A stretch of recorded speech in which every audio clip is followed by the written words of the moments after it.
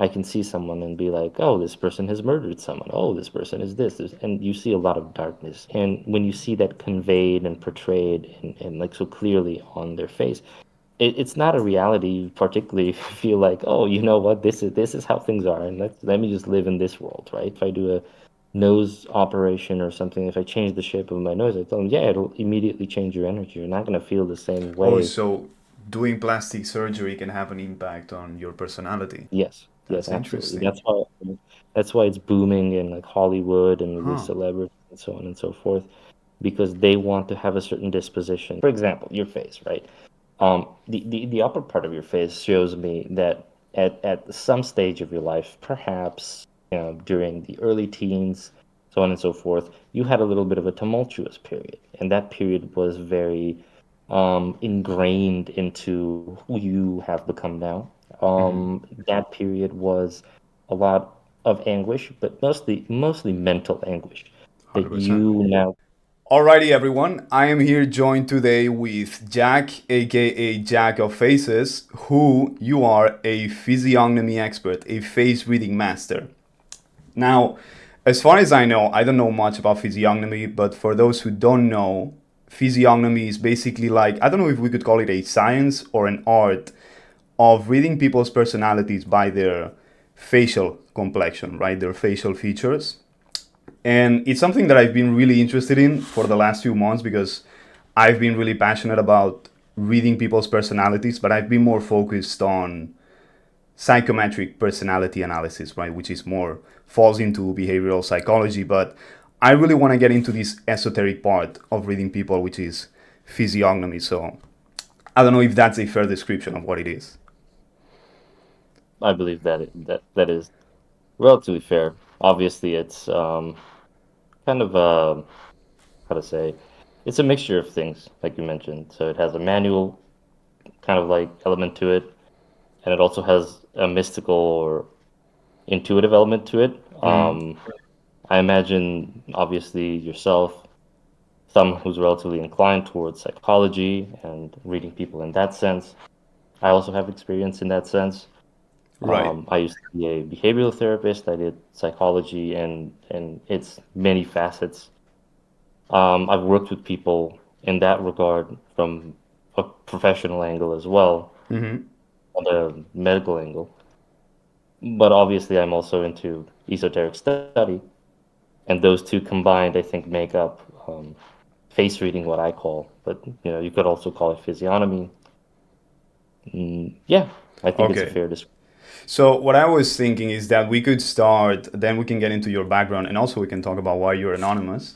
But what I was thinking is that we can begin with you doing a face reading of me, like what does my face say about my personality, and then we can break Okay, it from there, go into questions and all of that stuff. wonderful.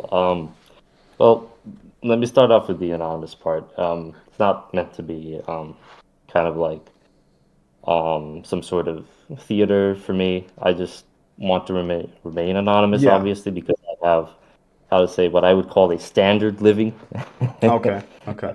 side of my esoteric pursuits, Yeah. and I would like for that to remain that way. I don't like the how to say, the stigma of it attached. So Right.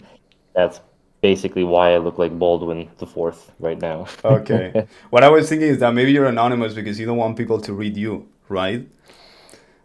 Oh, that definitely Yeah, that that's sounds a a bit factor. more, so we can go with that. Okay, We can go okay. with Okay, because that. the one thing that I was thinking before we got into this is like, man, if this is really accurate, in a way, showing your face to someone like you is like going naked, right? You can see right through me.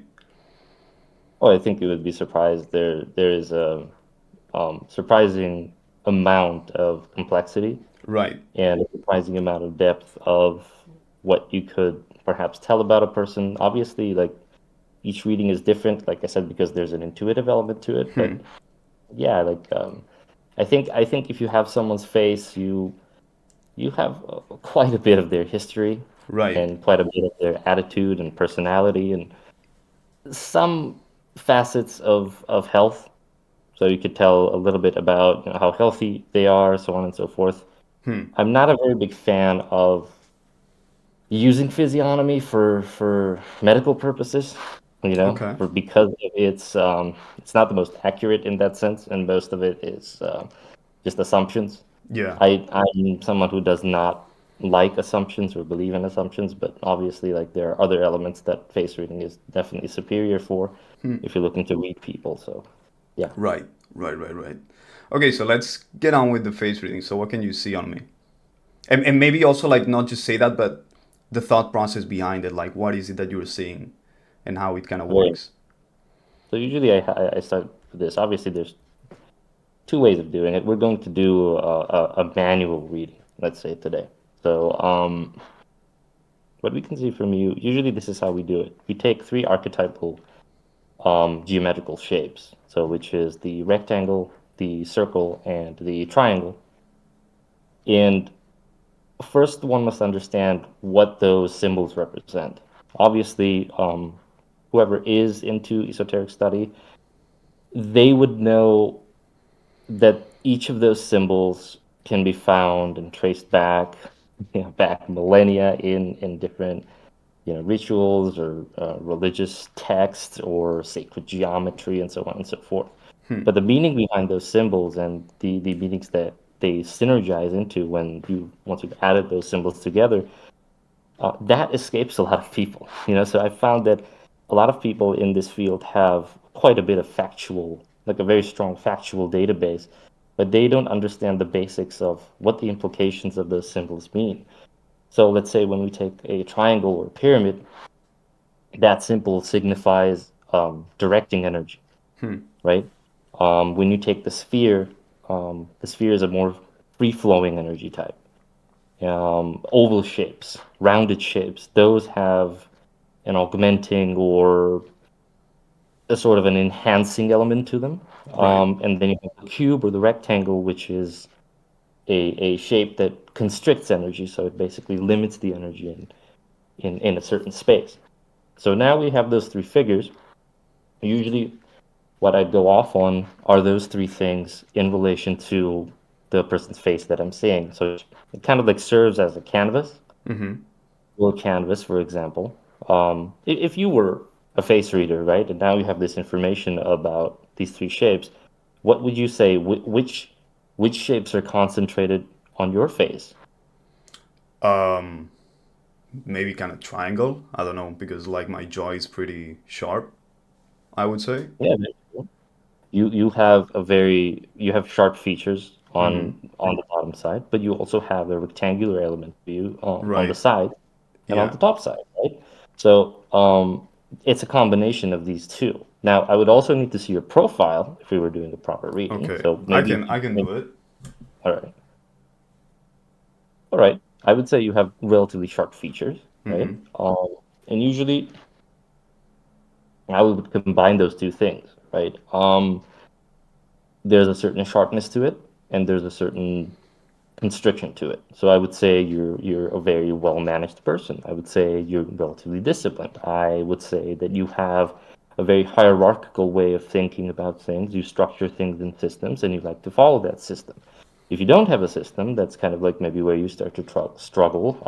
I would say spontaneity is not your strong suit. You like to prepare. I would also say that you're definitely a go-getter, someone who acts rather than kind of like sits around and mm, does several rounds of thinking. I think you make a decision and you go for it. You have a certain confidence to you that is mostly learned and gained and not inherent, I would say.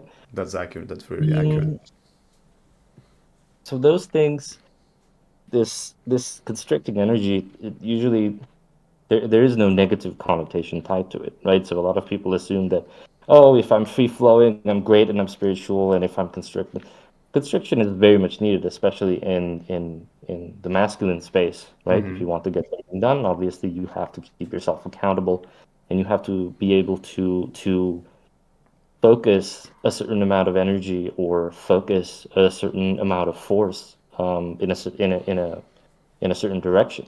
So I see those things in you, and I see how those things could, how to say, give you confidence in your day-to-day life.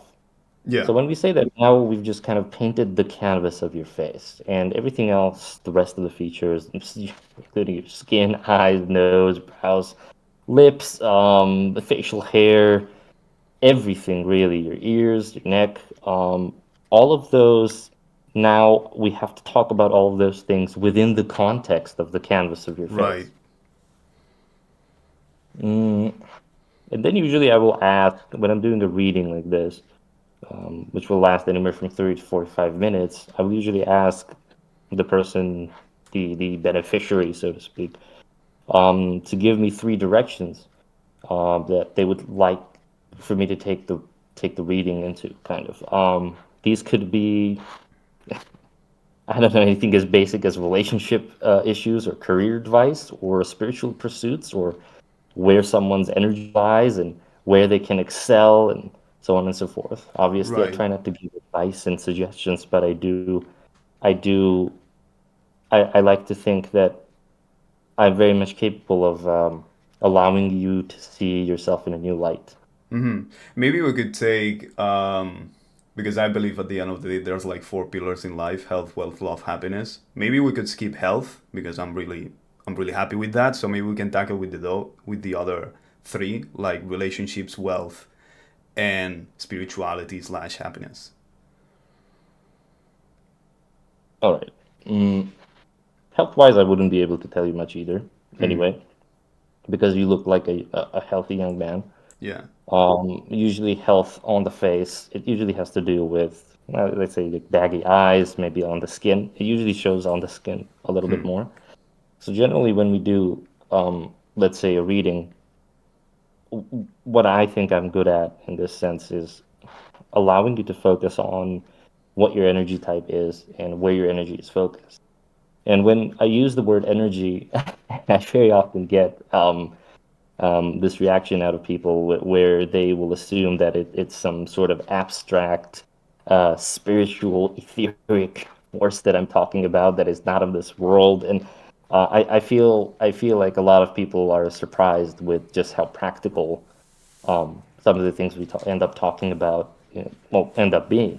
Right. Um, I mean energy in the sense of obviously we know people carry different types of energies. You can call it aura, you can call it charisma, whatever you want, right? Those energies have to come alignment with your natural imprint. So we usually have three layers. The first layer is, well, the genetic layer, what I call.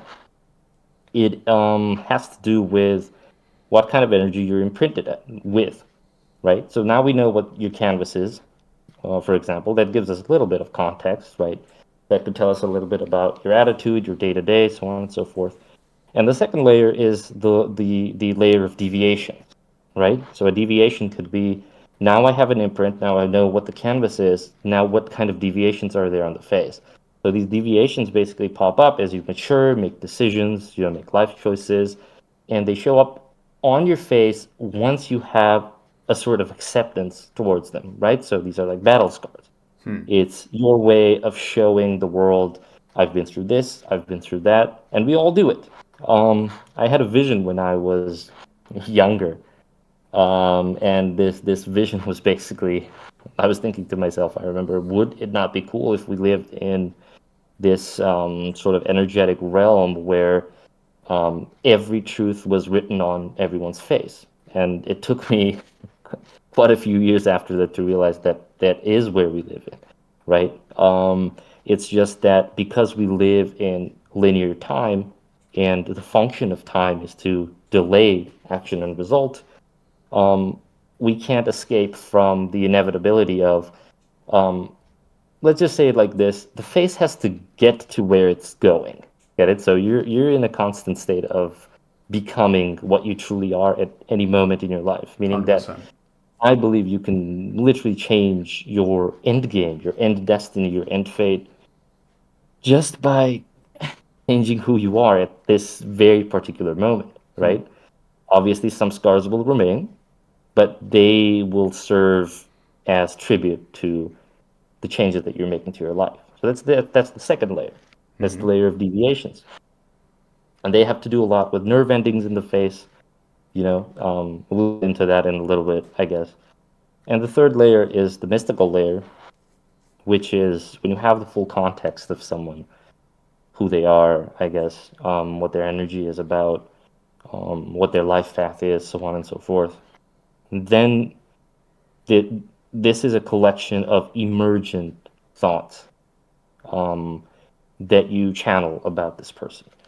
Because, well, okay, let's put it like this. If I asked you to remember your mother, what would you remember about her? What's the first thing? Um, I think just being in my childhood home and just her taking care of me. I don't know, maybe when I was 6, 7. Yeah, and I don't know if you had to, let's say, recall what she looked like, right? You will recall her face. Vibrant, energetic, radiant, glowing. Yeah, yeah. And when you think about your mother, and I guess, viewers as well, when you're thinking about your mothers, immediately the first thing that pops up in your head is their face, because their face is Right. their signature frequency, right? So the face is a portal. If that tells you something about what the face is a painting, and it's a very unique frequency that serves as a portal to who that person is, as a sort of an essence. Um, and I mean this figuratively and literally as well, depending on like what your level of understanding is of what a portal is. But let's say in in the mental realm, that is very much basically magic, right? You can look at the shape of someone or the shape of someone's face, and you can be transformed into this world that exemplifies their essence. So, in case of your mother, you have all these emotions attached to the image of her, and the image of her that represents her in this realm, in our three-dimensional realm, is basically her face. That's why it's difficult. Like, I don't know, when there's a crime or a murder scene or something like that, it's difficult to understand who a person is if their face is deformed, right? It's very difficult to read them. Um, so that is the third layer, and obviously you would get the deepest truths on the third layer. But like I said, sometimes it's more successful, sometimes it's less, depends on the emergent thought. And I believe that emergent thought only appears um, when it's needed. So when you kind of like serve the betterment of man, of mankind, there are things that some people need to hear, and some things that they need to know, and you are being used as a vessel to deliver that information to them. Um, and sometimes they don't need to hear it, and you don't receive.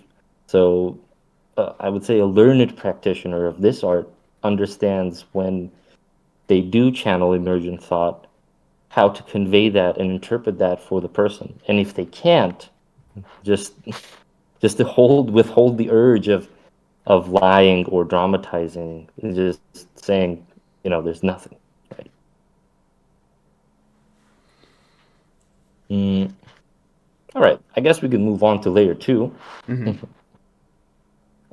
This is harder for me to mechanically explain, but Okay. judging from your face, um, I definitely see a little bit of ambitiousness. I definitely see that you've been trying to improve your sleep as of late. By that, I mean both timing and quality. I guess we see a communicative function that is more of a receiver, meaning that you excel when you basically receive knowledge and then synergize that knowledge with your own. And I would say that is that there are some energies that function like a bridge, and I feel like your energy works really well in synergy with others. There are some energies that do really well isolated. So, for example, when you and I had our initial exchange, our mutual friend Wahid, he linked me to your YouTube page, and I looked at it, and I saw this is great content, right? What's missing? Um, Now I have a very good hunch of what's missing, I would like to know your opinion on what is missing. On my YouTube channel. Yes.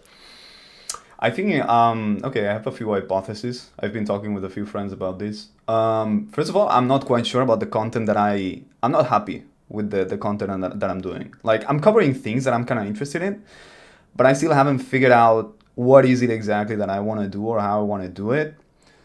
Then also, I think there's also a skill issue of me talking in front of a camera, how I edit the videos, that kind of stuff, just being a good speaker also. Maybe I'm not quite there yet.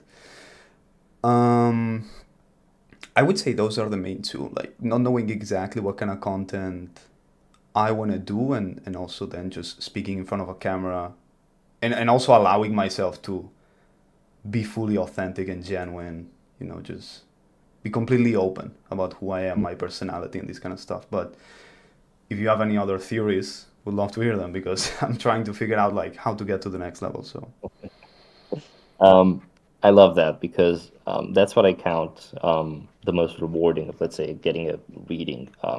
For most people, it's such an abstract thing. Some people would just say it's, BS. Others are very skeptical about it. But I really like giving people practical knowledge that they can use, and they can see the result of that knowledge, right? And I think that's a good direction for us to take because we're doing, let's say, a yeah, live reading. Mm, I would say, actually, we'll get back to that. But like, for example, your face, right? The upper part of your face shows me that at some stage of your life, perhaps, during the early teens, so on and so forth, you had a little bit of a tumultuous period, and that period was very ingrained into who you have become now. That period was a lot of anguish, but mostly mental anguish that 100%. you now carry as a sort of a trophy of your, how to say, lifestyle, endurance, just your ability to bob and weave the punches that life has given you, so to speak, and that gives you a sense of accomplishment on a daily basis, right? So you feed off of that. I can see that strength that basically you've constructed for yourself, and you feed off of that.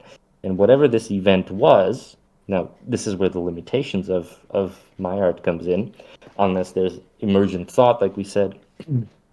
I don't know specifically what this event was, but I do know that it happened. I know kind of approximately when it probably happened, but I can see that it has basically shaped who you are and how you think and how you kind of like manage and deal with things. It was also that breakthrough moment probably in your life where you really started to think about things in a non-impulsive way, in a conscious, deliberate way. Usually people require trauma. um, I always joke that awakening is a trauma response, it's a stress response to life, and That's an that interesting basically take. makes it beautiful. What would you say if you had to share with me now, in authenticity about was there a period like this in your life, and perhaps a little bit on what was it about? Yeah, it was a long period. I don't remember the exact ages, but I believe from maybe 11, 12, 13 until maybe 15, 16, I had like existential dread, which mixed with depression and like just existential angst. Yeah. And I think then around 17, I started to have a breakthrough. And that's when I got interested in books, in learning more, in self development, and this kind of stuff, and building new mental models about how to perceive life and live it and enjoy it, which allowed me to get out of that long multi year episode of just depression and darkness. So that's a very young and ripe age to be going through as something as sophisticated as depression, right?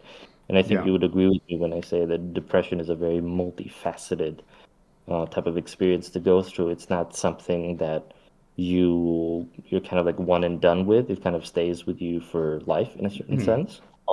So for me to see that in you now, I can assume some things, right? But I would rather not because that's how I differentiate, let's say, my practice from everyone else. Like, let's say if you take a physiognomy or a face reading book from one of the more mainstream authors, the few that have actually written about it, you will notice this pattern where there is a lot of I don't even know what to call it. So it's almost like a little bit of self-idealization, where the author of the book will come in and, well, I met this person and they were a very popular, politician, and I told them not to do business with this man, and 2 months later, this man ended up in jail or something along those lines. So it's very formulaic in that sense. So I try to avoid that, because again, I believe people are very multifaceted. And obviously, there are certain emotions that one can see on a person's face, but you don't really know the context of those emotions. So Right. usually these sessions are more of a back and forth, like we're having right now. Um, you, how I saw that is, if I'm honest, because of your ears, right? The ears denote the the timing of when certain traumatic experiences happened, right? And then the context of how you yourself view that experience as. So if it's something that broke you, right, your ears will take slightly, just slightly a different shape. If that's something that broke you, but then you use it to rebuild yourself, then it will take another type of Right. shape. Obviously, for you, there's two elements to it. One is that you had a wonderful, very healthy developmental cycle all the way from being a child to right now. That's why health-wise you're, I would say wonderfully healthy, definitely healthier than I am. And on the mental side, you have managed to conquer whatever, you know, Yeah.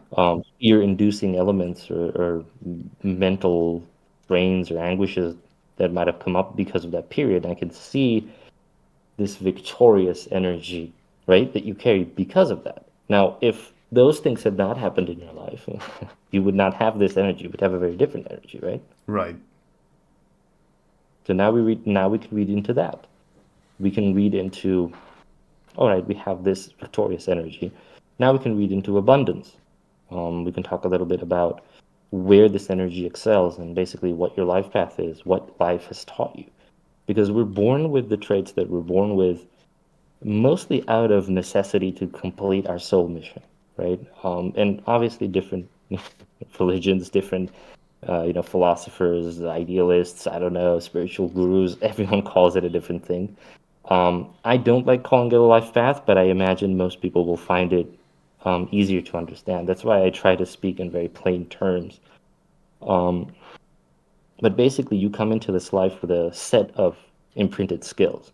And those imprinted skills are there for a reason. So, for example, someone will say, oh, Capricorns are very stubborn, right? Which is a negative connotation about what they are. But in truth, Capricorns need this stubbornness to achieve the things that they need to achieve in this life. And why do they need to achieve these things? Well, because they have to learn from them, right? So, understanding that there is only neutrality. There is no positive and negative. Let's say a stubborn person could use that stubbornness to achieve great things in life by never giving up and hustling and grinding, or they could use that stubbornness to be a pain in the ass for their family, right? Yeah. It and when we do a reading like this, I do get a little bit of stubbornness from you. I do get a little bit of single-mindedness from you. I do get a little bit of, I have made my mind, and this is the box I want to sit in, and you'll have to do a very good job to get me out of this box. And that 100%. is something you've been That's working one on. of the most accurate things. You said this one, you nailed it. Yeah. Um, and because of this, now we have kind of like shaped who you are. But then the deviations, right? So now we have a certain curvature below your eyes. We have a curvature on your brow. We have a lot of inherent wisdom that you were basically born with. This inherent strength that you probably don't know where you got it from, but you've always had, has basically helped you reach this point without well, severe mental repercussions, right? Usually people who go through traumatic periods in their life don't always recover. Unfortunately, I Yeah. would know, and I'm sure you would know, being into psychology and especially behavioral psychology, right? Um, but now there's a certain you who's someone with a lot of sharp features. There's this curvature I'm seeing, so I'm thinking, all right, this man has been working on being more open-minded, being a little bit more free-flowing, allowing life to take place rather than trying to control the whole environment around them. And I imagine you did have a period of your life where you did try to hyper control everything that happened Yeah, in your life that kind of yeah, broke down in front of you as this exemplary like as this example that like that is not where your lesson lies because you already have those inherent traits, right? Um, does that resonate with you, that part where you have to learn a little bit, you've had to learn recently to be a little bit more free flowing?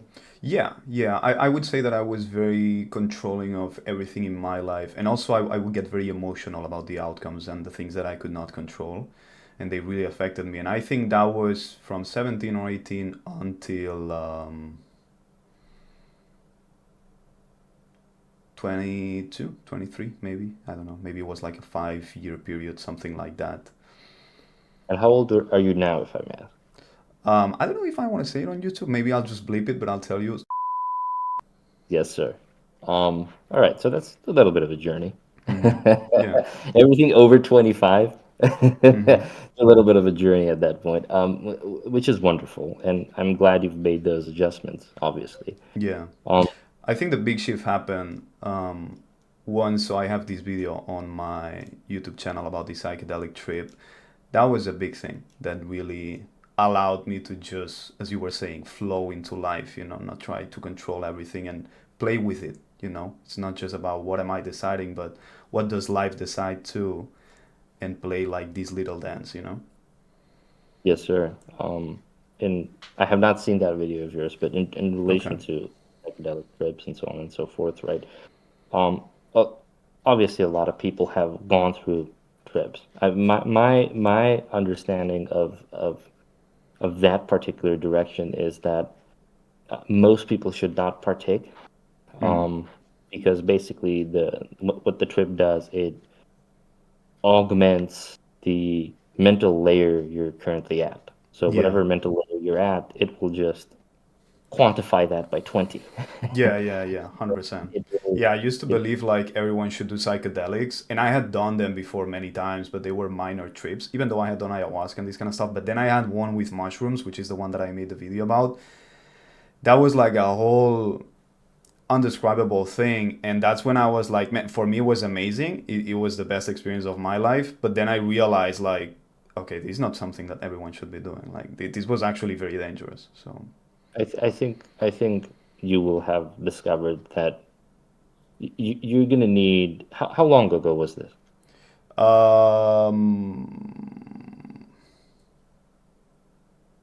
well, I don't know if I should say because then you can start to make the math about my age and all this kind of stuff. But I think it's like or something like that. Yeah, no, And and I would bet a kidney that you have thought about that trip for every day of your life hundred since. percent, 100%. Yeah, yeah, yeah. Every single day, multiple times a day, constantly. It's like once you reach a certain level within psychedelic trips, it just like it changes like the lenses in which you see life, and it's like you cannot undo it. It's like seeing a magic trick. Once you see it, you cannot unsee it. So now, once you see this thing behind life, there's no going back. It's something that you're always gonna see forever. There's a grandiosity to it, right? And it takes time. And usually this is why I'm against most people, let's say, the average person using it because they don't understand the function of, let's say, Yeah, a psychedelic trip.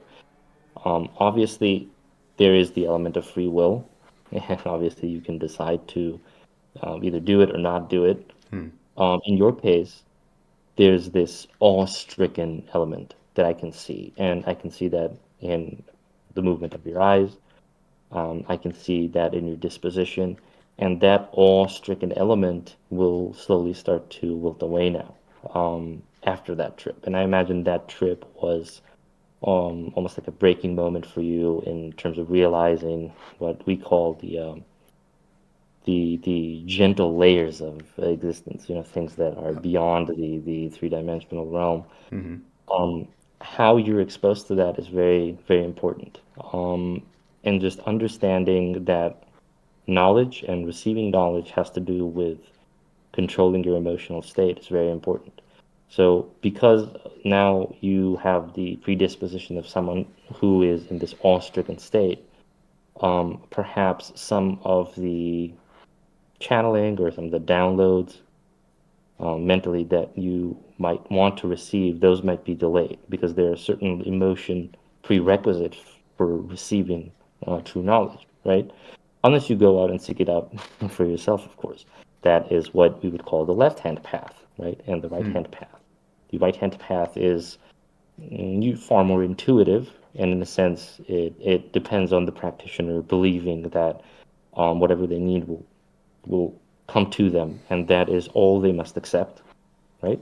That is a certain type of faith, and the left-hand path is the practitioner out of their own free will, voluntarily going out and seeking out, let's say, occult or hidden knowledge. But in truth, hidden knowledge does not exist. There are only prerequisites that must be respected and then, how to say, confirmed in one's life and in one's mental psyche to unlock certain truths. In your case, it might be fear. Um, Now, if I told an average person that one of the prerequisites to attaining the meaning of life is to fully lose fear, they would think I'm crazy. And most people do think I'm crazy sometimes, right? Yeah. With the things that we might say. But that is, for example, one of the prerequisites. Yeah. So you must not fear because a person who has faith within the divine timing and the divine nature of the universe, and the person who has asked for the key to the meaning of life, of course, they must abandon fear because fear is it's the antithesis of faith and belief. And we live in a world that, well, if you look at the design of the world we live in, I like to look at it in terms of function. Everything has a function, right? Just because we can't understand it or fathom it does not mean that the function doesn't exist. So, what is the function of, well, our lives, this world, how it's designed? And I'll give you a quote from my book that I have not released yet, but Okay. I think you might appreciate it and find it intriguing. And the quote goes something like, the very fact that we cannot prove the existence of God is the proof of the existence of God. Because in a realm where you could be able to prove the existence of God, that type of realm could not possibly facilitate the sentiment of faith. What is faith, right? Faith is belief within a higher purpose or a higher power without the luxury and Yeah. the comfort of proof. So the proof, paradoxically, is within Right. the very sentiment that you cannot gain the Yeah. proof. Yeah. Yeah. Yeah. That's a good one. That's a good. Yeah. Yeah. That's a good angle. Mm, kind of like to continue from that and how it relates to this reading. um, the important part is to understand which type of living you want to be taking. Do you want to take the path of free will? Do you want to take the path of faith and kind of like giving yourself to the to the idea of you, but from the perspective of the whole of the universe? And even that is an act of free will, right? So Right. you giving yourself as a sort of an instrument or a tool for the universe to use to basically facilitate these different scenarios and narratives in your life and other people's lives in order to teach them and better their souls. Um, that is also a choice. It's a difficult choice, one that um, not all people should walk, but it's also very rewarding in a sense, personally and impersonally as well. So you're asking me like which path? is the one that I want to choose, like free will or this more God I guess path. it's less of a question and more of a just something to ponder Right. about, Yeah. Okay. something Okay. to really make a decision about. Because I've found that a lot of people have a very dualistic approach to life, where Hmm. in times of need they will switch to this one, and yeah, Right. in good times they'll switch to that one. This causes a certain dissonance with, well, everything that you do in life, right? So basically, we are here in this world to make decisions, right?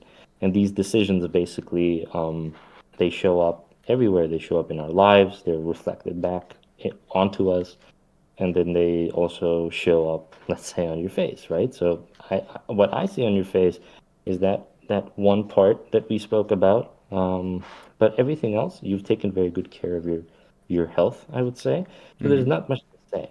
But then comes the element of sometimes mm, the absence of something tells you more about a person Mm.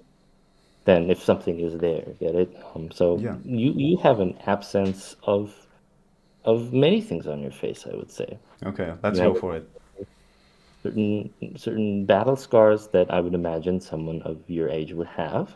Mm-hmm. Perhaps you've provided a little bit of a sheltered type of living for yourself in the past few years, and Hmm. perhaps that's been a sort of a guilty pleasure. I can see how, because of your routine work and I don't know, you probably maybe work out or do some sort of sport.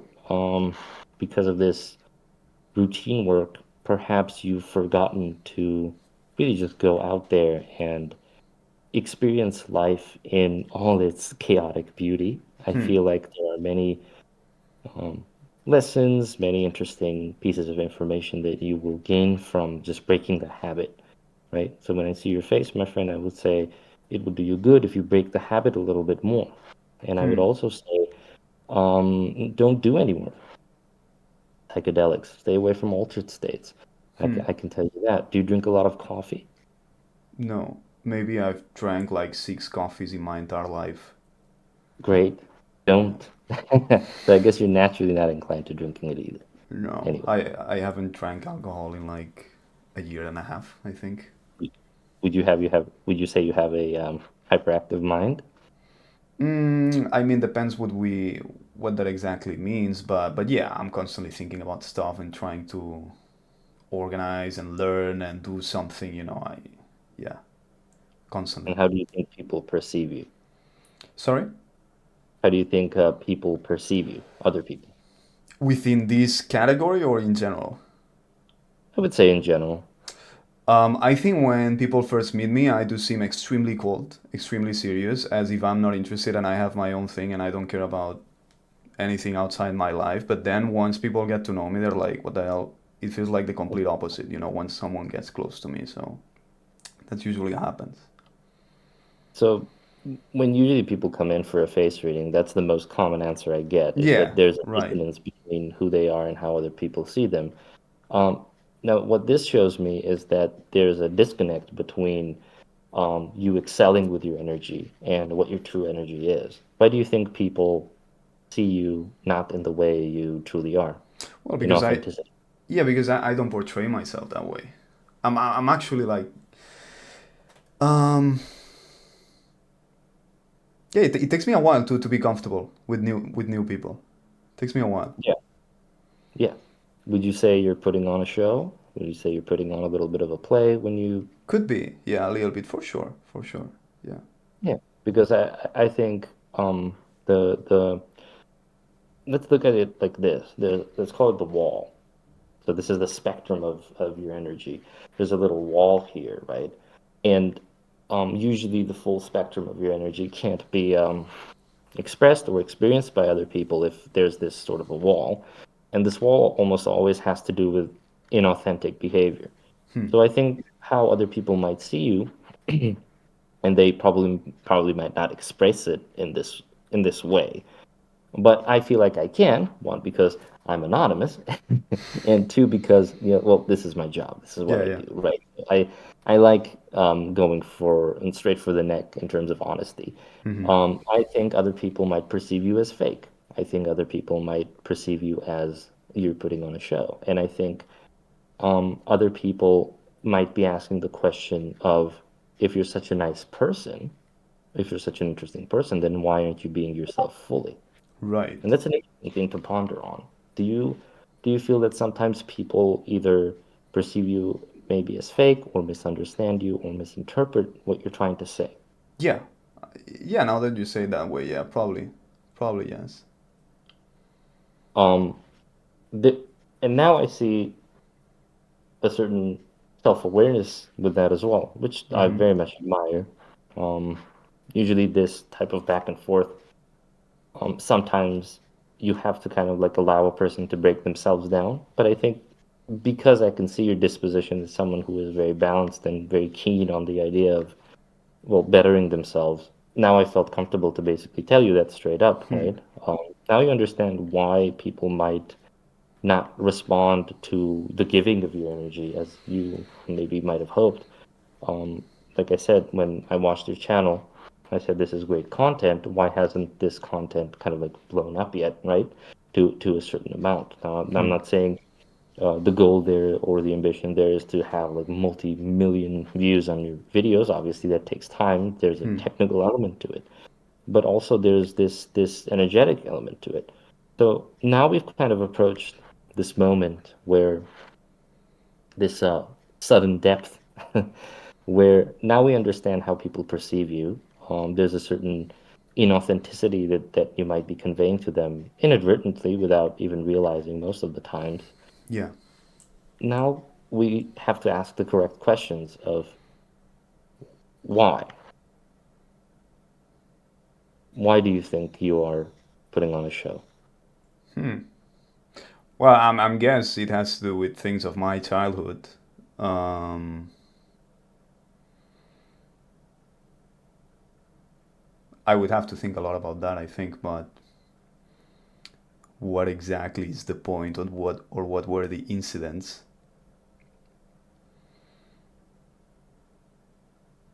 Yeah, I'm not entirely sure right now why that would be. So To feel these are comfortable, I usually guess. Yeah, I guess like if I'm being completely authentic, there might be something about me that feels maybe it's insecurity. I don't know. Maybe I'm insecure. Maybe I'm fearful. We're talking about fear, not comfortable, afraid of judgment. Um, Now, why do I have that? I don't know, but I guess that's how I would feel if I were to open up completely. So I guess that's why I'm not doing it. So now we see what the energetic blockage there is. And I'm sure deep inside, deep down, you already know what this is. We don't even have to talk about it. And this is usually how I do it. You know, people sometimes get a little bit standoffish in the sense of, well, I don't want to touch this very intimate and kind of like delicate part of my psyche. I like having that box locked, and I like having that box locked as well. And I'll tell you why, because that's personal journey. Now, you can talk a lot about, I don't know, like hypnotherapy or regressive therapy. I've basically tried a whole bunch of that, both on both sides of it, and I only believe in self therapy. And the only time therapy, I guess, is effective in my mind, it's when it comes to helping another understand where their blockages are, right? And helping them understand where their strengths are. And I usually always start with the negatives because the negatives have a very interesting way of curving into the positives, right? Like we talked Right. about stubbornness and Capricorns. Now, for you, we know what the blockage is. The blockage is inauthenticity, right? So I usually give people one key word, and it's surprisingly simple, right? But it can change your life. It can vastly change the direction of your life and vastly change the way you express yourself. Now, we know that there's this wall of inauthenticity that doesn't allow other people to experience the full spectrum of your essence and your energy, right? Yeah. Um, what's the fix to that? The question is, what's the fix to it? How do we remove that barrier? Because beyond that barrier, and this barrier could be represented by fear, insecurity, or whatever. Beyond that barrier, we have a very abundant energy, and we have an energy that basically exemplifies a certain type of masculine nature and a certain type of, how to say, self-control and disciplined nature. And I think when people look at you within your authenticity, that's what they expect. They expect an exemplary man, which is, quite a lot of pressure to put on yourself, right? Yeah, And for the most part, on an individual level, I can see that you have put that pressure on yourself and you 100%. have tried to become an exemplary man for yourself. And then usually I would ask you about your relationship with your father, right? Um, if you'd like, you can share some of it, but you Yeah. don't have to.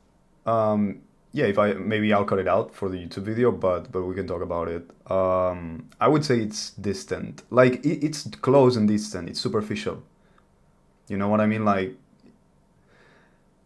I unless I'm asked explicitly about how am I feeling, what am I doing, what's up with my life, and all that stuff, I don't talk about it. And Yeah. so I'm Now, how close do with I know? him. I see him very often, but Yeah. Well, you I'm know, not a magician. You know that. I'm just wearing a mask and an edgy little hood. How did I know that? But well, how do we all know these things? Because usually these are patterns, and you see these patterns. And in this sense, I was like, well, okay, let's ask him about this particular person and your particular relationship with this person. Now we know what the barrier is. Now we know what the possible cause of that barrier is. And obviously there are different types of insecurities that might pop up with, well, men's relationship with their fathers being, sometimes it's about proving themselves, to their father figures. Sometimes it's about proving them wrong themselves. And this is where this unshapely, inauthentic behavior that I found at least mostly stems from. And now when we see that you have all the makings of someone who, well, has basically made it, right? I would say a lot of men dream to have a nice body. A lot of men dream to have a healthy lifestyle. A lot of men dream to make interesting esoteric videos and put them on YouTube.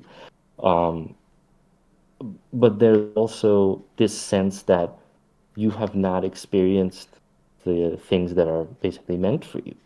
And those are the things that are supposed to make you into the exemplary masculine that you are vying to become. And from what I see, there are two things that are in the way of those.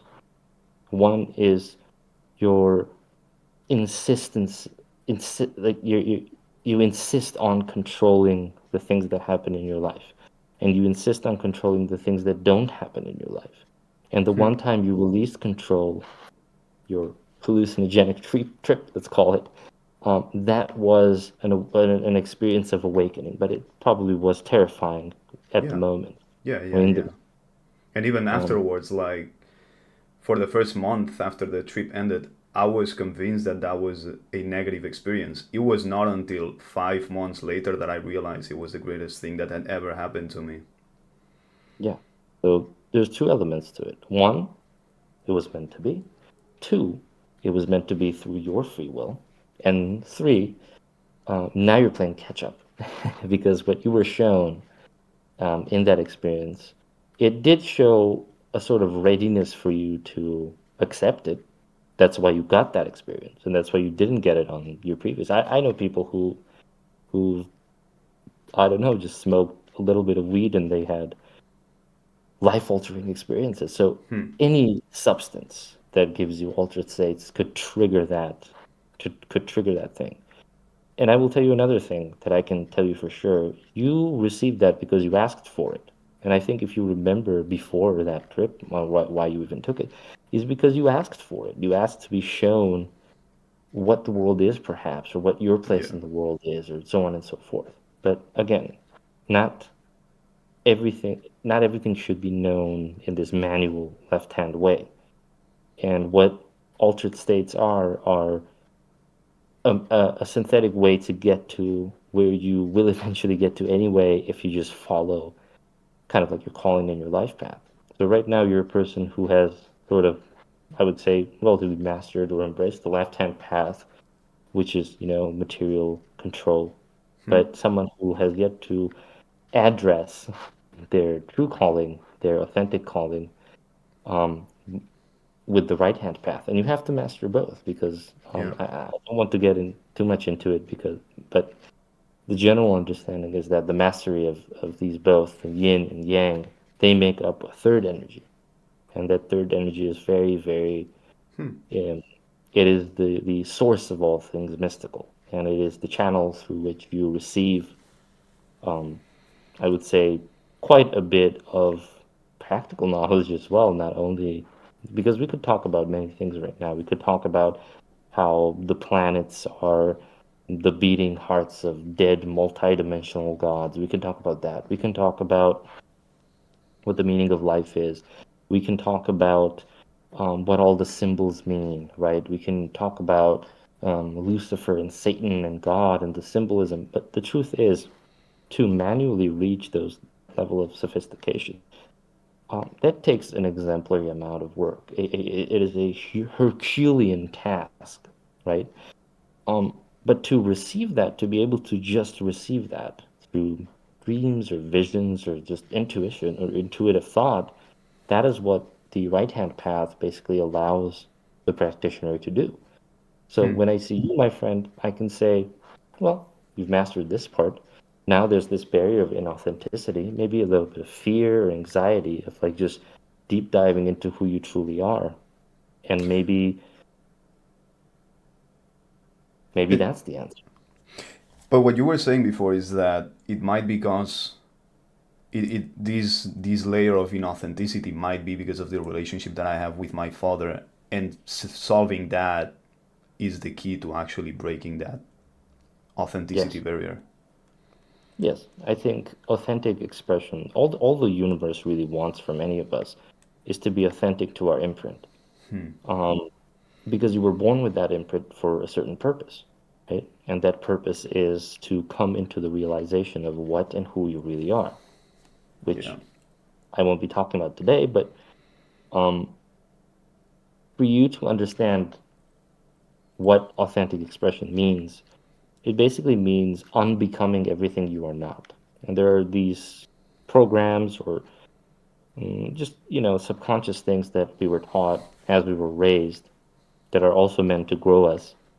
But there comes a time to shed those things. And I think for you in your life, now would be a perfect time to start thinking and pondering on what are the things that I can shed. And the things that I shed are all the things that I know I am not. And if I just shed all the things I am not, all there will be left is the truth. And the truth, authenticity, is the most attractive thing. It opens up this whole spectrum, like we mentioned, this layer of your energy. And I think when you do that, you will practically start to seeing great results where people respond to you in different ways. They won't see you as this tunnel visioned, ultra hyper focused person who only cares about X, Y, Z, but they will start seeing you in your authenticity, whatever that is. Those are good points. Solid points. Solid points. So, is there anything else about the face to read or that? In your sense, I mean, we could talk about general things, but mostly it's positive. I wouldn't say you do have a multi-layered canvas, but I wouldn't say you have a multi-layered face. Now, that's not usually a bad thing because people with multi-layered faces usually have a lot of strife and chaos in their lives. But I can tell that your life is very much, how to say, hierarchically structured. It's very linear. Um, um, that's hardly a bad thing, but you can also see how that might also have a negative effect and a negative connotation, right? You need to add a little bit of your free will in there. You were also given free will to go beyond the imprint. So these deviations can happen. So you can experience the different facets of life, of maybe allowing yourself to, how to say, you are a person of structure. Now you have to be a person of faith. And that is a big that is a leap of faith, so to speak, right? Someone who trusts himself first, now perhaps you can trust something higher. and that Right. is where faith is born. Okay. Okay. Okay. I'm curious, when did you get into all these? When was the moment? Because when we learn things, at first, so, these kind of stuff might sound odd, like it's not 100% true or whatever, but when was the moment that it clicked for you? That it was like, okay, there's actually something to this. This is actually real. Let me go and learn it. Um, it's difficult for me to describe, but I've always had that. Obviously, there is trauma, and I've had my fair of dark experiences. I've had my fair share of irrational experiences that um, I cannot possibly explain to people. But I have also had several blessings, I would say, in the form of adversity and hardship. But I have always had the ability to discern people's energy. I've always had the ability to discern truth, to channel. It is something that I've always had. For example, when I was a child, when I would step into a room, I could immediately feel the energy of that room. And if I looked at someone and someone was grieving, I immediately knew that they were grieving. And I just figured, let's say as a child, of, well, I guess no one's talking about it because it's not nice to talk about, emotions. But I never realized that other people were blind to it. It was just me experiencing it. So Right. the the earlier stages of my life were relatively confusing. And I found that most people in this field who do things, well, similar things in, let's say, astrology or numerology on a higher level, where they feel like it's their calling to do so, they have very similar experiences to mine. So there's a certain loneliness to it. There's a certain inherent will that comes along with it, where you're supposed to be passing through these very difficult stages in your life, but also you have the tools and I don't know how to say it, the badassery to kind of like maneuver those adversities. So I guess I always knew it's just about learning how to communicate it and learning how to present it in a way that isn't too fantastical. Initially, when I begun this, I didn't even know how to explain it to people. Well, how do you explain to someone? Well, like I know this thing about you, and they say, well, how do you know this thing about me? That's crazy. Well, I saw it on your face, right? That's a little bit strange. Yeah. I also had obviously my period where, and I feel everyone does, where I shut it down completely, and I just basically tried to live the life of the average civilian, and that did not, get me to the place where I needed to go, obviously. And I had to go through some painful moments because of that. I also had a period where I did whatever I could to disprove through scientific research, mostly to basically disprove the existence of anything that was irrational in my life, even though I knew that it existed and it was there. And I sought out, I don't know, I sought out every fortune teller I could find. I sought out every mystic I could find or a guru I could find, and I would construct these very complex, sophisticated, intellectual arguments to shut them down with. And I would have this adrenaline rush or this dopamine pull every time I would argumentatively basically demolish them in that Yeah. sense. But that was very hypocritical of me, someone who knew about the existence of of mystical and irrational elements. So it was only a matter of time until I was brought back into the fold, and I guess that was like we said about you. I had my moment of how to say breaking. And when that break came, it came because I realized I had inadvertently, by doing all of these things that I was doing, I had asked for the meaning of life. And I was someone who was not spiritually or nor intellectually, how to say, competent enough. I had not passed the prerequisites that we talked about to receive the meaning of life, because in order to receive it, there are several laws that it must go through to reach you. So because I had asked for it, my life took very interesting turns, I would say, to say the least, for me to have attained it.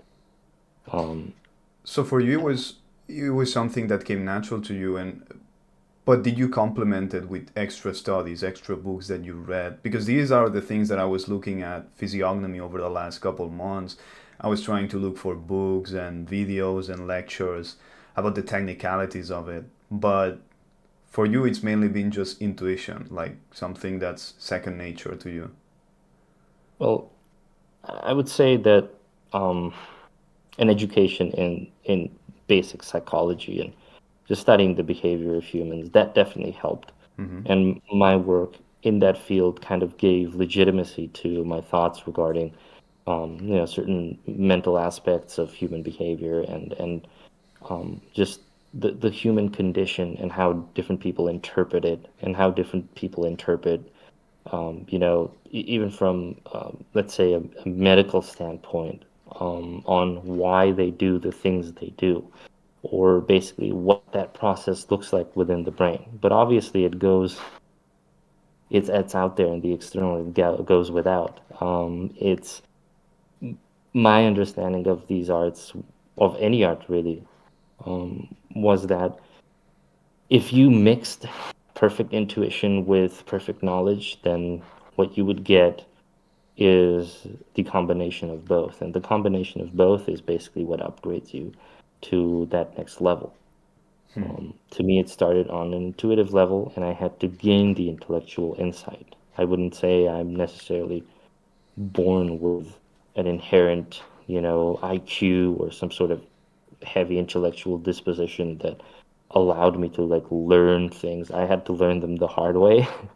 Right. Um, but I always had that intuitive element for sure.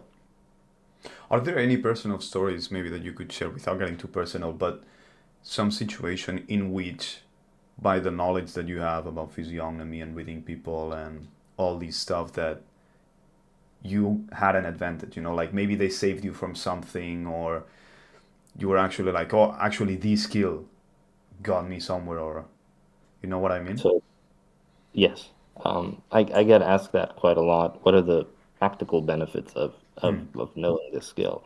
And initially, even though it's a strange thing because even though you have it, you kind of like shut it down within yourself because it's a lot to take. Like let's say I walk, through a street now, I can see someone and be like, oh, this person has murdered someone. Oh, this person is this, and you see a lot of darkness Wow. because most people live a life of darkness. And when you see that conveyed and portrayed and like so clearly on their face, it's not a reality you particularly feel like, oh, you know what, this is how things are, and let me just live in this world, right?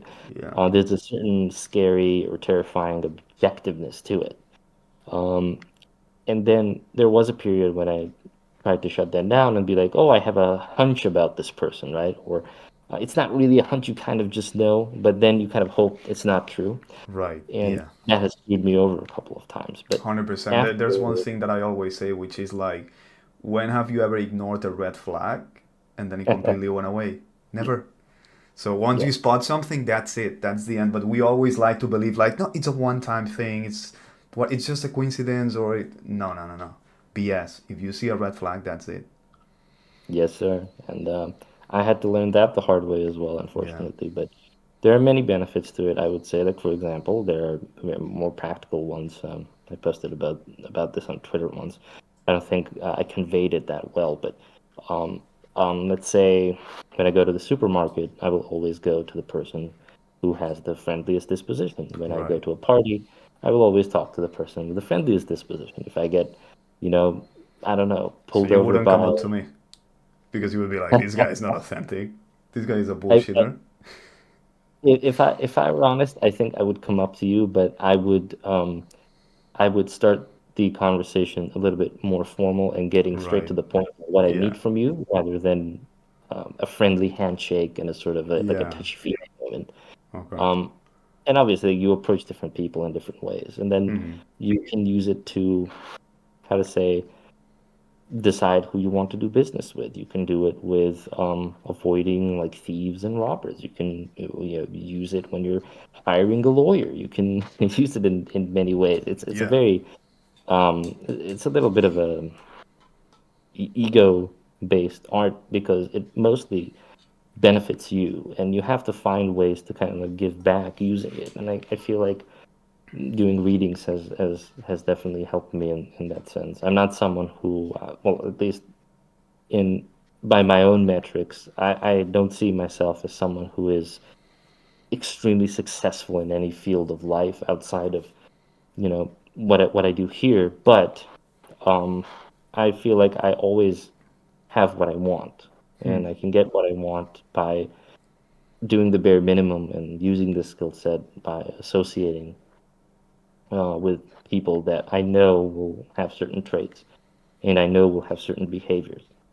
You said you sometimes you can spot things as crazy as this person murdered someone. How long does that take you to spot? Is it seconds or No, it's immediate, immediate? unfortunately.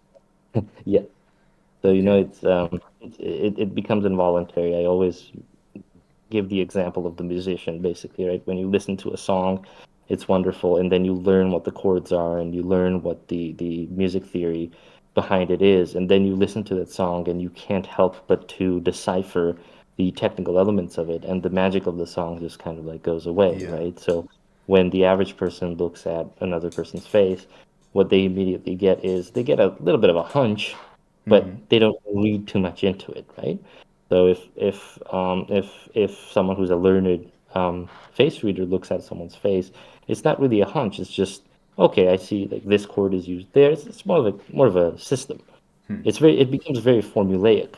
Um, yeah. Outside of that, it's not the best thing to know. I think people should also realize that if you're interested in physiognomy, most of the books you will read on it are BS anyway. Yeah. So Yeah, that's in something that, that I wanted to talk about because if you go online, one guy says one thing, the other guy says something else, and then Wahid told me like, oh, there's this ancient Chinese book that's really good, and I found it, but I was reading it, and I'm like, what am I even reading? I don't understand anything. So it does seem like something that's really complex to learn. um, as for the books, I feel like as with all things in this world, there's almost like this mainstream cover to it, and that mainstream cover is just almost like this caricature of what this thing is supposed to be, but is not. And you have that with astrology, you have that with numerology, you have all of Yeah. you have that with all of the mystical arts, and I assure you that is there for a reason and a purpose to not make it too easy for those on that left-handed path to basically go in and have all the secrets of everything kind of like readily available to them. But obviously, most of the things that you will read in those books are wrong about physiognomy, and I think what you will find out most people do is when they do talk about physiognomy and face reading is that they're just making very educated but still assumptions, right? So they're casting judgment and they're making assumptions. So if I see someone who has let's say a large nose, right? Like a hooked nose. I think I I have that can kind give of you. nose. Or not. Can you show me? Yeah, a little bit. Yeah, there's a regality to it. So if you take five people and all of them have their own little theory about it, right? And then they will tell you, well, one guy will tell you, oh, this guy is a big liar because he has a big nose and because Pinocchio had a big nose, right? And then some other one will say, oh, like he looks like a leader, he looks like a general, and the third person will say that, oh, like he looks like a dishonest person, he looks like a crook or a thief, Yeah. and someone else will say, well, he looks like a mouth breather, right? And all of those people have their own reasons of saying those things, but that doesn't make them that doesn't make them true. Any of that, by the way, that we said doesn't mean any of that. But I guess what an experienced or a learned person, at least in manual face reading, will tell you is that um, this person has a very good concentration of testosterone during their developmental years. Because, for example, testosterone, as we develop, goes into two areas of the face. So it either goes to the jawline or the nose and the skull. So it either goes upwards or downwards. So when you have the Hollywood portrayal, what I call, right, of what the manly man, so to speak, looks like. it's always the guy with the chiseled jaw, right? It's always the guy with like a jaw like this, right? Yeah. And usually the characters with more curving on their face, and usually the people with, let's say, a larger nose are depicted in very antagonistic, how to say, roles. That couldn't be farther from the truth because if whatever that type of jawline means, right, it basically almost in a different function means the same thing. So if a man has a healthy jawline, for example, I would say you have a sharp jawline. It's not too protruding. You have a sharp jawline, and that tells me you had a very good concentration of testosterone as you were developing, Yeah, right? yeah. So that means, I've taken blood tests and testosterone is pretty high. Yeah. yeah. So there's a genetic element to it, and then there's a nutritional element to it. But then we can also see that on your nose, right? And on your cranium, on your skull. Um, that you have a very good balance of these two things. And what these two things do is they create the male archetype. So if the chiseled jaw, if the Chad, you know how they portrayed the Chad against, I don't know what the other guy is called, but the other guy is basically like skinny nose Okay. breather with a big nose and a small chin, and the Yeah. Chad just has like a big chin and a small nose. That couldn't be farther from the truth because if you're looking for, well, masculine expression, both of those are masculine expressions. One is the hunter archetype, and the other is the warrior archetype. The warrior archetype is basically sacrificing all of these sensory elements to fuel endurance and combat, and pure, how to say, raw durability, right? Right. And then the hunter archetype is increasing their sense of smell, their sense of hearing, their sense of vision by sacrificing that area. And that largely depends on which area of the world you're from, right? Because like whatever was the deterministic evolutionary function of your bodily features, of course, your body will adapt to the environment it's going to be born into. So if you know, I always say, well, if you got into a fist fight with the warrior archetype, and if you maybe like watch combat sports like boxing and so on and so forth, if you fall into a fight with that archetype, obviously, most likely they will have an advantage in that sense. But if you get lost in a forest with those two archetypes, I will always pick the guy with the hunter archetype with a larger, thinner nose, with larger ears, like Yeah. extended cranium. I would pick that person to come out alive because they will be far more alert, right? So both of those, what I want to say is that, for example, in regards to men, all men are beautiful in their own way. Even the ones who don't have either of these traits, right? So I, let's make another example, I guess, and make it very simple to understand. Um, if you have um, a heavyweight, so a man who's like very large, very muscular, and if you have, I don't know, someone, let's say a bantamweight, right? Someone who's do you do kilograms or do you do pounds? I do kilos. Yeah. You do kilos. Okay, so if we have someone who's 65 kilos and he's gonna fight a guy who's 100 kilos, and you had to bet your house on it, the lives of your family dependent on it, who would you bet on? Yeah. The heavier one. Heavier one, right? Because Yeah. now 9 out of 10 times the heavier man will win. Yeah. Now, what society has done is they've taken this very isolated particular thing and they've assumed, and usually, both men and women are at fault with this, they assume that there's a disbalance because of this, right? Well, you were born 65 kilos. I'm sorry, man. This guy's just better everywhere. But then understanding that balance is in all things in this world, it requires a certain vision and a certain understanding of what balance is. So now let's take those two men and let's give them both a small pocket knife. So the 90 kilo guy, the 100 kilo guy, I'm sorry, and the 65 kilo guy. Obviously, the smaller man is faster. He's a smaller target. The larger one is larger. Yeah. Both of them have a pocket knife. And what does the pocket knife do? Well, in the first place, let's say, why does the big man win in the initial comparison? Because they have raw brute strength. right? And strength causes damage. Now, what the addition of the little pocket knife does is it neutralizes strength as a force. Strength doesn't matter anymore. All that matters now is speed. Now, if you had to bet your house on either of these two men, who would you bet on? If your family's life depended on it, who would win? Well, if they Right to have the the pocket knife, maybe the skinny guy.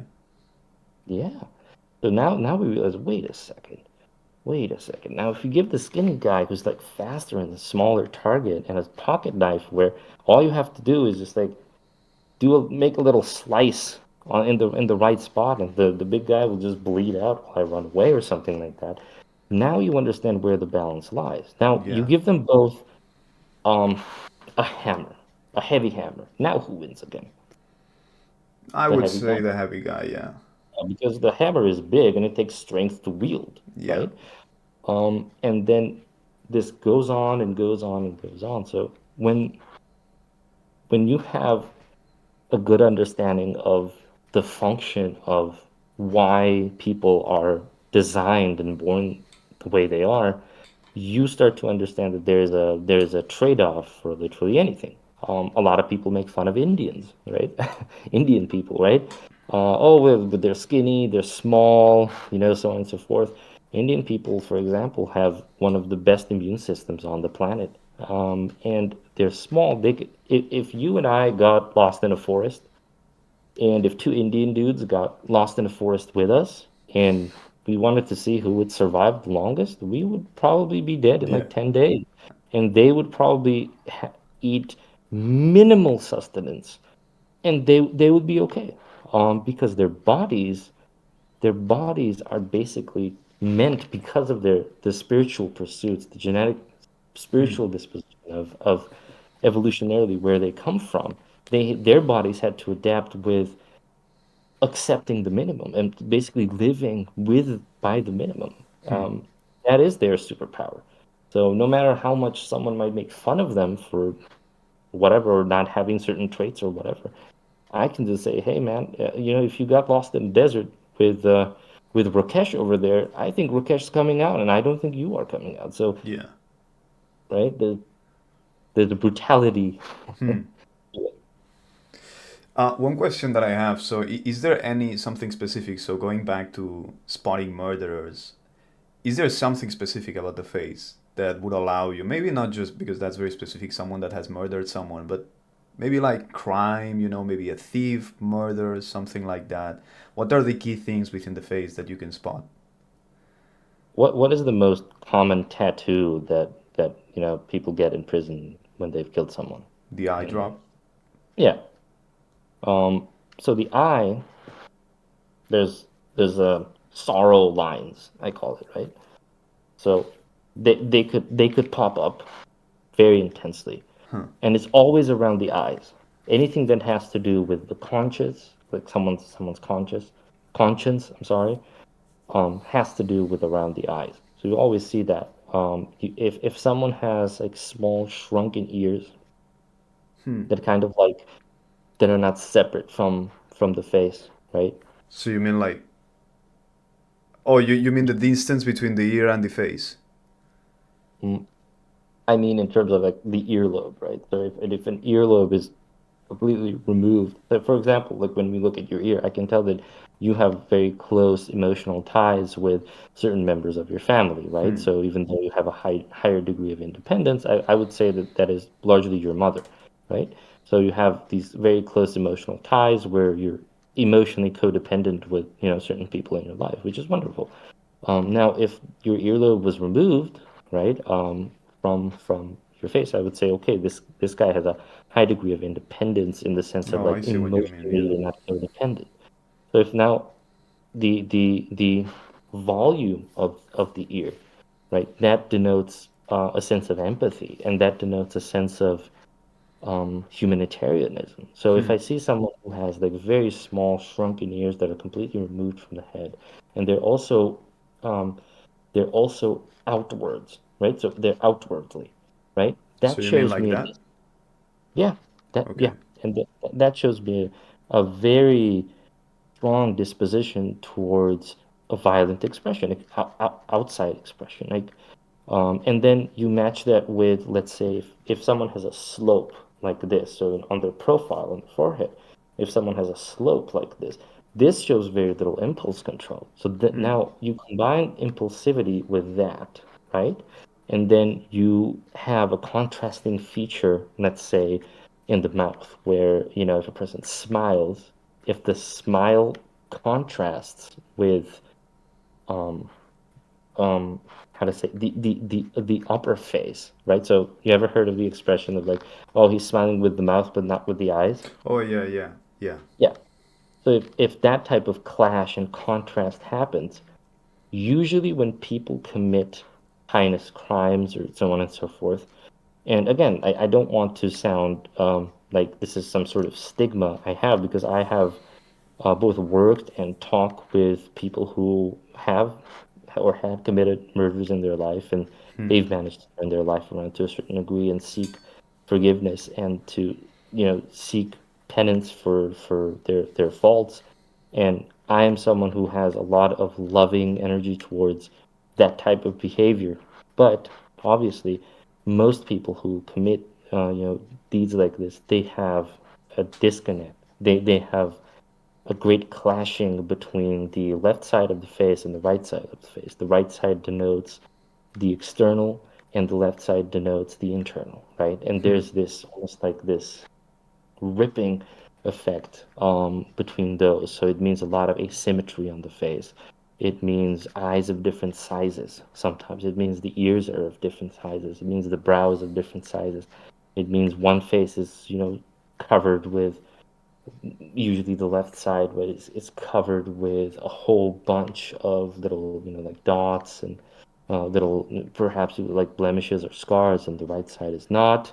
That denotes certain things. So when you have a very good idea of what those things might correlate to, and you see a person who is going through this almost like fragmentation of the mind, because when people do things that they know are wrong, what they do is they fracture their psyche and they fragment it.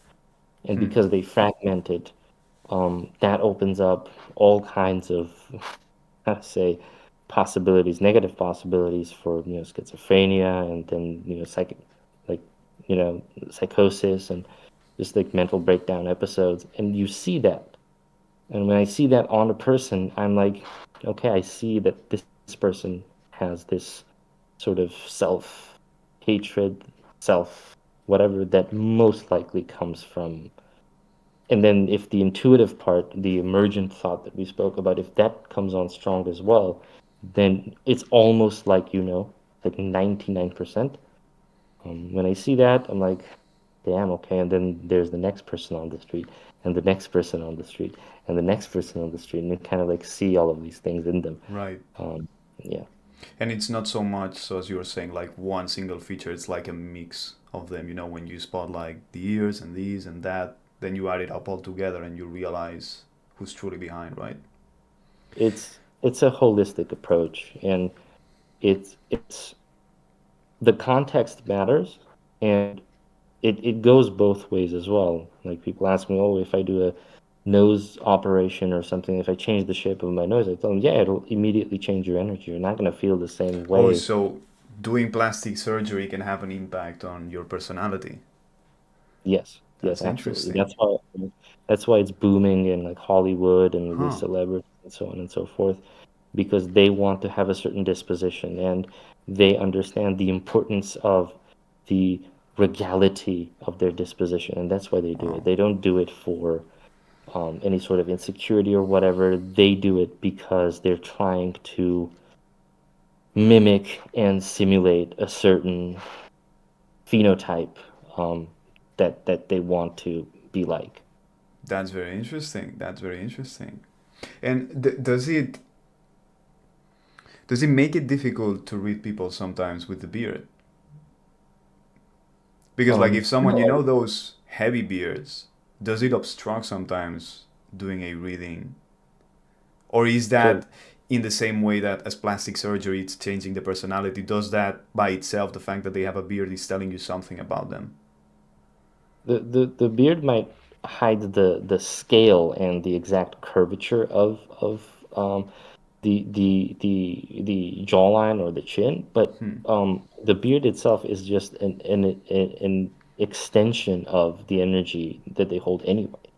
So depending on like how the beard is, if it's like flimsy or if it's like rugged or if it's like really well taken care of, that also tells like the hair in general is just very flowy and it's just like a an expressive element that extends, right? Whatever energy there is. So, some people on my readings, I will um, the little advice I do give, I will sometimes advise people, hey, I think you should try like shaving your head, or you should try like trimming your beard, or maybe like growing a beard or something like that. That does it has an augmenting effect on the energy of your face. Obviously, that's why some people look really good with beards, other people look ridiculous with beards. But yeah, I wouldn't say it obstructs too much. Okay, okay. One last question because I've already taken a lot of your time, so just to start wrapping it up. But you mentioned before, like, so there's different areas in life that we can read. You mentioned relationships. I'm guessing that you would say I would have the same obstruction as in the YouTube channel. You would say that within relationships, maybe my main problem is also authenticity. I would say so, yes. I think you're not someone who needs a multi-layered approach. Even though I can see that you have a complex personality and you have a complex, in-depth attitude towards life, I would not say that there's anything in particular that we see on your face that I can tell you with confidence, oh, you have to do this or you have to do that. Right. Definitively, your power lies in authenticity and your power lies in just being an exemplary person, and exemplifying what the things that you stand for. Again, it's a simplistic answer, but I believe it's the most objectively true one. When sometimes it's very complex, sometimes you have to go through a few sessions with a person to really allow them to kind of like open up. With you, I feel like it's very straightforward, and that's also a good thing, right? For you to give comfort to others and for your energy to start attracting the abundance that you want and that you need in a certain sense, both with, let's say, a companion or, a family or whatever. I think all you have to do is practice unapologetic authenticity, whatever that looks like. It doesn't matter who sees it as less or who sees it as shameful or Yeah. guilty or whatever, especially yourself, right? Yeah. Yeah. Yeah. Yeah. Authenticity is your key to abundance. It's both on the letter A as well, right? So authenticity leads into those things, and auspiciousness is also a key word. Awesome. Yeah. Okay, well, thank you very much, man. I'm gonna leave a link to your so people can book a call, a reading with you, so they can do it with you, and also to your Twitter. And also, if you want to mention resources that you might know, if there's some specific book or something else, or videos, whatever it is that you could recommend for people who want to look at it a little bit first by themselves. I love it. Thanks for having me. If anyone wants to look me up, just type Jack of Faces on Twitter. You'll find all of my links there. You can follow my account, obviously. That does help with viewership. I do this because, well, it's a sort of a calling for me. And I appreciate, Paul, thanks, like with your help to be able to reach more people, obviously. There are many facets you can imagine of the things that we spoke about today. There are great depths that you can Yeah, go into any of these topics. But just as an introductory, um, how to say conversation, I want you to know that I enjoyed it very much, and I hope you also got something out of it. 100%. Perhaps on a true one-on-one reading, we could go into more depths. Yeah. But yeah, Jack of Faces, follow me. Yeah, I don't know what else to say. Thank you Okay. again. Thank you very much, man. Thank you.